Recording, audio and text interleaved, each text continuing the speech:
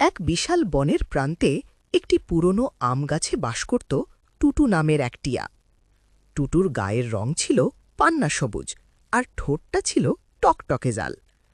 টুটু নিজেকে খুব সুন্দর মনে করত, আর সারা দিন আয়নায় নিজের মুখ দেখে আর বনের বাকি পাখিদের তুচ্ছতাচ্ছিল্য করত। একই গাছের নিচে একটি ছোট গর্তে থাকত বরু নামের এক কাঠঠোকরা। বরু দেখতে টুটুর মতো সুন্দর ছিল না, কিন্তু সে ছিল খুব পরিশ্রমী, বিপত্তি। একদিন বনে প্রচণ্ড ঝড় শুরু হলো। টুটুর শখের বাসাটি ঝড়ে লণ্ডভণ্ড হয়ে গেল। তার সুন্দর পালক ভিজে জবজবে হয়ে গেল, আর সে ঠান্ডায় কাঁপতে লাগল। টুটু বুঝতে পারল কেবল রূপ দিয়ে জীবন বাঁচানো যায় না, তার এখন একটু আশ্রয়ের খুব প্রয়োজন। বরুর উদারতা। টুটুকে কাঁপতে দেখে বরু তার শক্ত ঠোঁট দিয়ে ঠুকরে নিজের কোটরটি একটু বড় করে নিল।